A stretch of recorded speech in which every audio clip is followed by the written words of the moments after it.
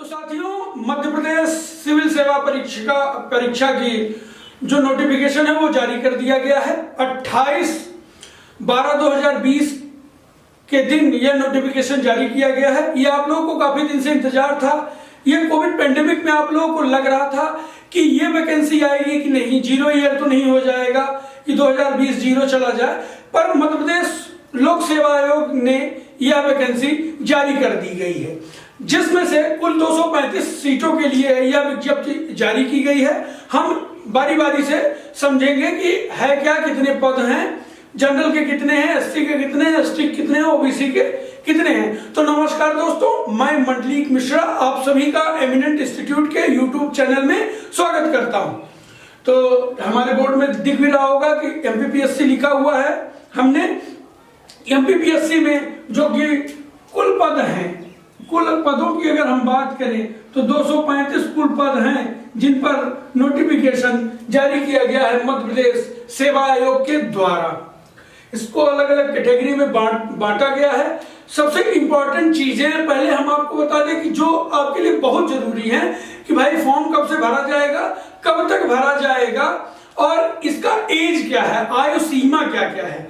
तो पहले देखें कि जो फॉर्म कब से प्रारंभ हो रहे हैं। तो प्रारंभ होने की जो तिथि है वो 11 जनवरी 2021 से 12 बजे दोपहर से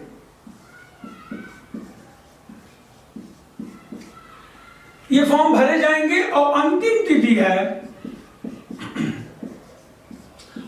तिथि है 10 फरवरी 2021 12 बजे मध्य रात्रि कह लीजिए या रात्रि कह लीजिए, जो भी कहना हो आपको, कि 12 बजे रात्रि तक हम इन दरमियान पर अपना फॉर्म भर सकते हैं।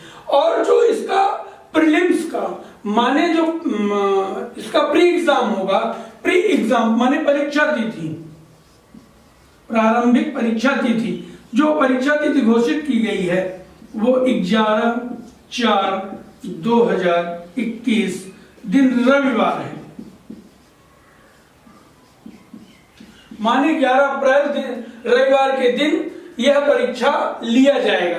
ठीक है, यहां तक बातें आपको समझ में आ गई होंगी। इस डेट को प्रीलिम्स का एग्जाम होगा और इस डेट तक आपको फॉर्म फिल करना होगा। 11 से चालू होगा और 10 फरवरी तक आपको फॉर्म भरना रहेगा। अब सबसे जरूरी चीज है कि आयु सीमा क्या है। अगर आयु सीमा की हम बात करें तो आयु की गणना है मिनिमम 21 वर्ष से लेकर 40 वर्ष तक, माने जिसकी आयु 40 वर्ष पूरी न हुई हो वो सभी जो 21 वर्ष के हो गए हैं वो सभी अभ्यर्थी इस फॉर्म को भर सकते हैं। ये किसके लिए है? सामान्य लोगों के लिए है, चाहे वो अदर स्टेट के हों या मध्य प्रदेश के मूल निवासी हों, जो जनरल कैटेगरी में आते हों, ओबीसी कैटेगरी में आते हों और ईडब्ल्यूएस कैटेगरी में आते हों, उनके लिए है। पर 40 में आगे आप 5 वर्ष और जोड़ देंगे तो जो भी सरकारी कर्मचारी हैं, फॉर्म भरना चाहते हैं, उनके लिए 5 वर्ष, और एसटी एससी कैटेगरी के भाइयों के लिए प्लस एससी कैटेगरी के भाइयों के लिए प्लस महिलाओं के लिए 5 वर्ष की छूट दी गई है। दिव्यांगजन है, भूतपूर्व सैनिक हैं, उन सबको 5 वर्ष की छूट दी गई है, माने वो 45 वर्ष तक इस फॉर्म को भर सकते हैं। अब आपके मन में एक प्रश्न आएगा कि आयु की गणना हम किस डेट से करेंगे। तो जो आयु की गणना होगी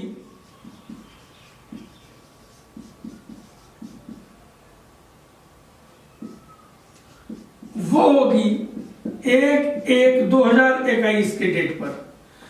1/1/2021 के डेट पर ये आयु की गणना होगी, माने इस दरमियान आपको 21 वर्ष पूरा होना होगा और इसी की गणना के आधार पर आपको 40 वर्ष से कम होना होगा, माने 40 वर्ष आप पूरे न किए हुए हों।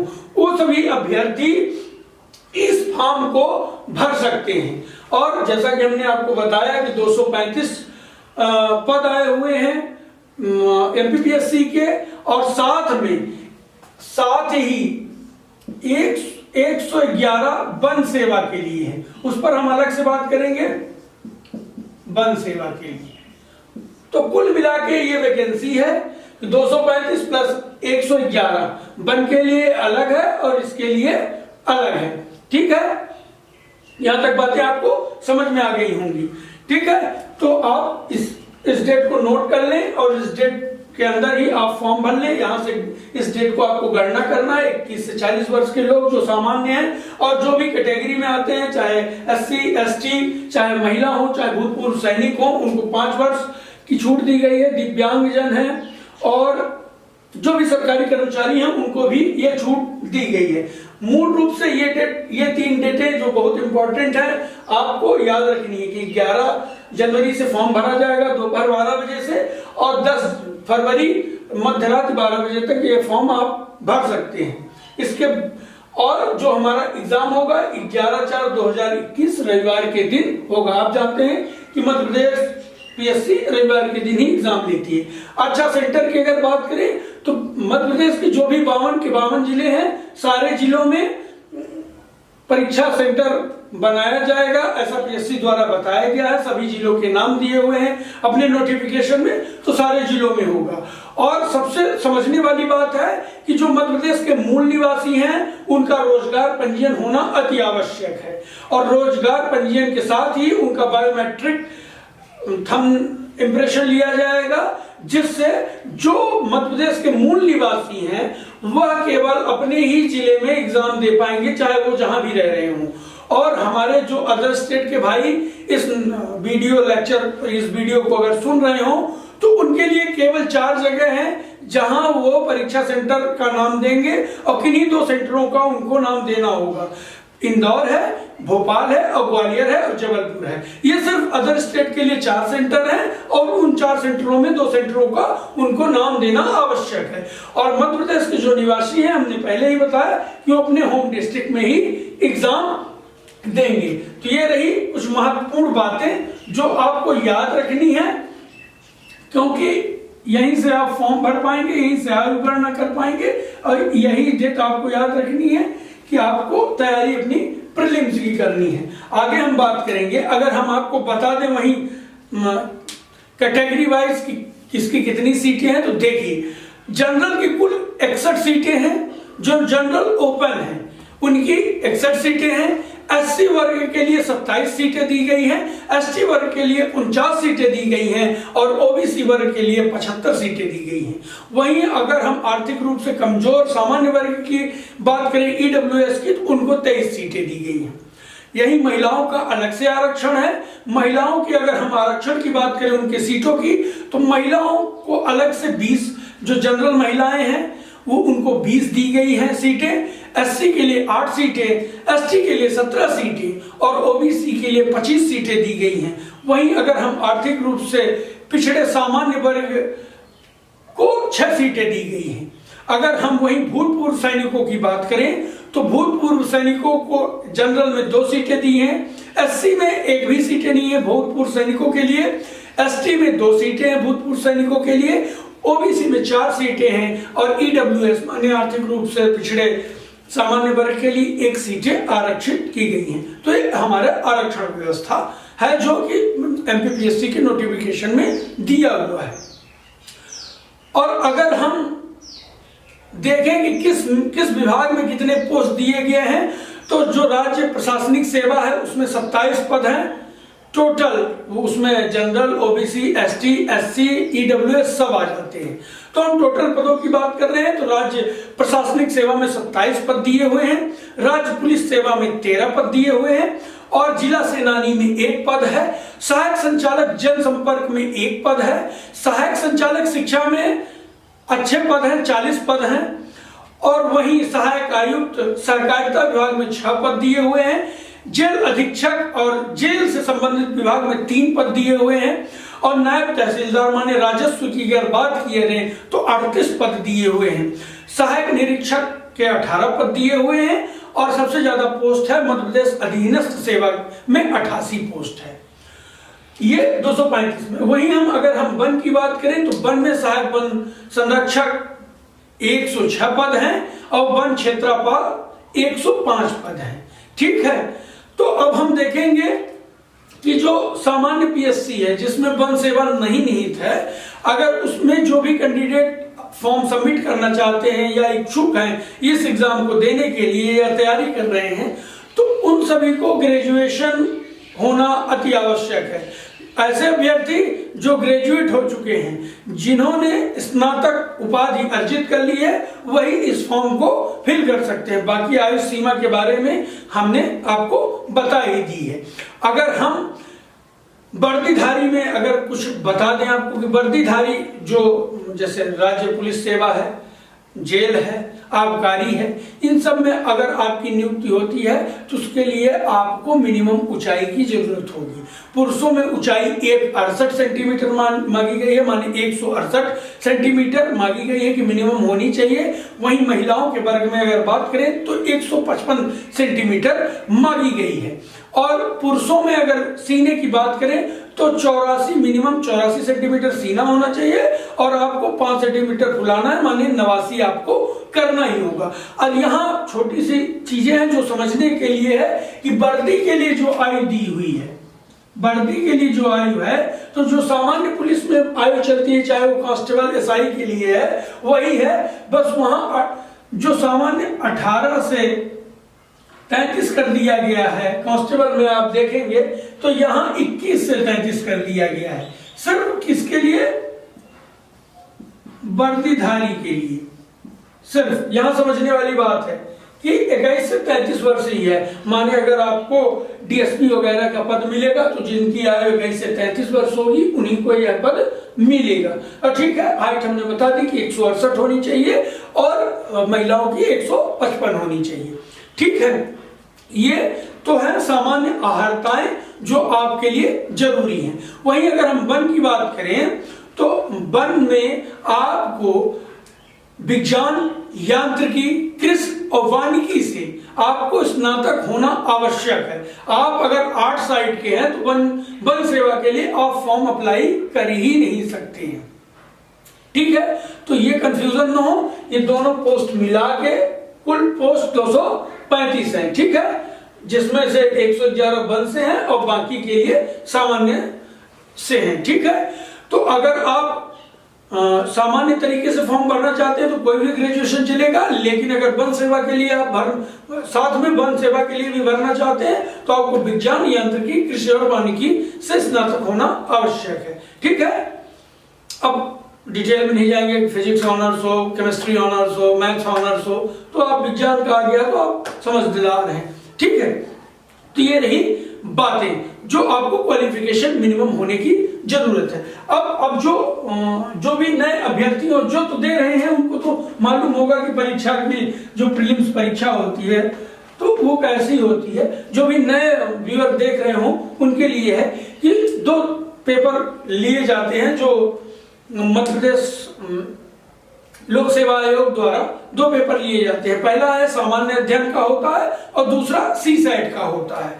तो जो राज्य प्रशासनिक सेवा या अन्य इन सभी प्रशासनिक सेवाओं में जाना चाहते हैं तो उनको मेन पहले पेपर से मेरिट बनती है जो सामान्य अध्ययन का है।